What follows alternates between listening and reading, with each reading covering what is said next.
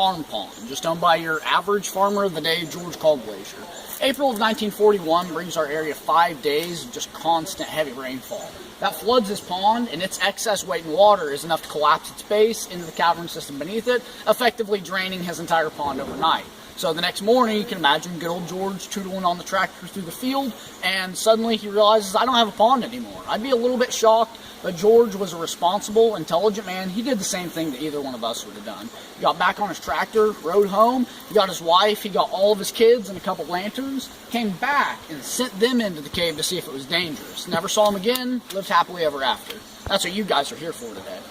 Now, he never did that to his kids or family. George actually covered over the entrance and blocked it off, never allowing access for about 25 years later, until the mid-1960s. But in that time period, he allowed a very, very small group of local cave explorers to go inside, just so they could survey, map, and explore the entire cavern system, have detailed records of it. That endeavor takes about 8 years, and when they're finished, their map total is almost 19 miles of passageway. So Mr. Glacier, he's pretty astounded, and he does decide maybe people should see this. So he leases out all of this property to a privately owned company in 1971. They begin tours in 1972 by the name of Inner Odyssey, but they didn't last very long. They went through some really strange business practices, like giving the first 10 people who bought tickets every morning a free helicopter ride, having ballroom dancing floors, live bands twice a week, and even a 6-person tilt-a-whirl scrambler ride. So they went bankrupt in less than 2 years. But luckily, 3 of those original explorers who mapped the cavern out in the 60s, they purchased that lease, and the very next year in 1974,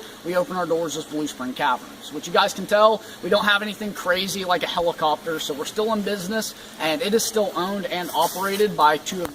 Yeah, we're good. Yeah, so that is the Rock of Gibraltar, which its significance to our cavern is this is the largest piece of chemical breakdown to fall anywhere in the section of the cave. This is only about 1/3 of its total size. The other 2/3 you can actually find under about 21 feet of water directly behind me, which is the deepest point of water on tour. And then the last third is found underneath that mud bank. The mud that's over there piled against the wall, it can be up to about 18 feet thick down to the next layer. And it's actually not your average everyday mud. We call it glacial till or glacial mud because it is a result of our last ice age. Glaciers made their way down the face of our continent, and anything caught in their path would be shoved underneath them, which their massive amounts of weight, pressure, along with movement, would literally grind and till everything into really incredibly fine sedimentation, which eventually, when the glaciers do melt, that washes the sedimentation to the lowest elevation point, which happens to be cave systems. But us cavers, we just call this stuff peanut butter mud, because it looks exactly like peanut butter and it feels exactly like peanut butter, so it must be. But walking on top of it proves for some difficulty, especially if you don't have any experience. That's the buried body of Jimmy Hoffa, by the way. But if you don't have any experience walking on mud, it's pretty well like walking on ice. It'll clog all the treads in your boot, and you'll just slip and slide, you'll fall, and then you come to this big realization, it doesn't taste anything like peanut butter whatsoever. And take my word for that, don't eat any of it yourselves. How's it taste? Do you want the true? Yeah. Okay. Yeah. Because you can't make this kind of thing up. It doesn't matter because I don't sit here and eat mud.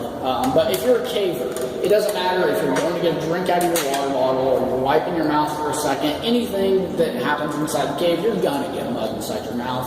And the worst thing about it is you'll get home after the caving trip, get all cleaned up, and you'll wash your mouth out. And you'll wash your mouth out. You brush your teeth, you'll wash your mouth out. And, you'll do that repetitive amounts of times. And then you'll finally think you're ready to go to bed. Go to bed, and you wake up in the morning, and that is such fine sedimentation, it's leaking out from in between your teeth. Yeah, so it's nasty, nasty, nasty stuff. And action. You can do a couple more.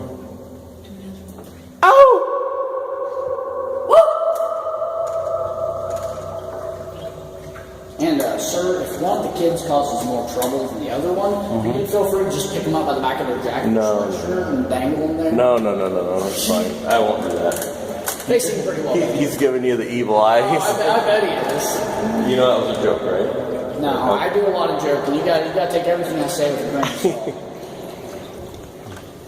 So, is this limestone down here? Yeah, and you can't take all stone for granted.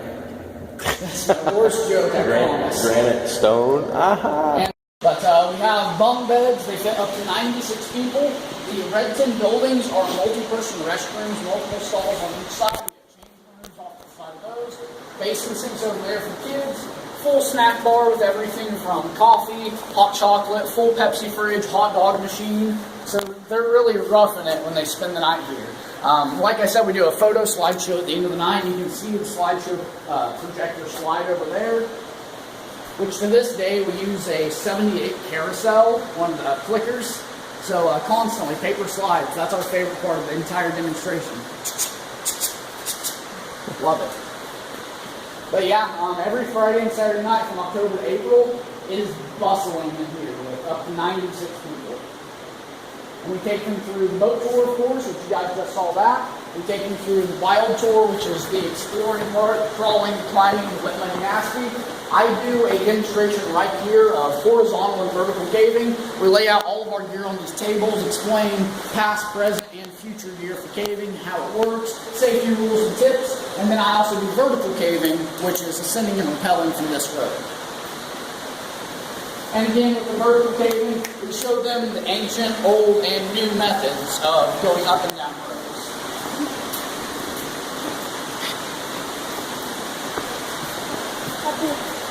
Look out for the rocks.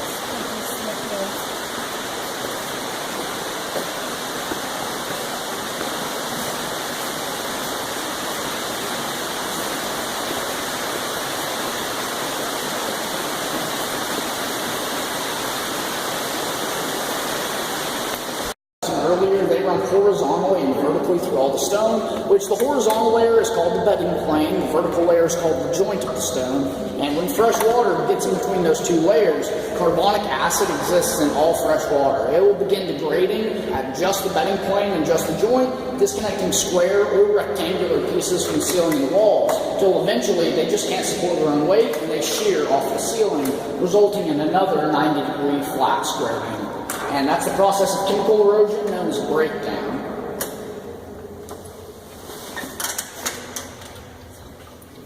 Which for this portion, if you guys would like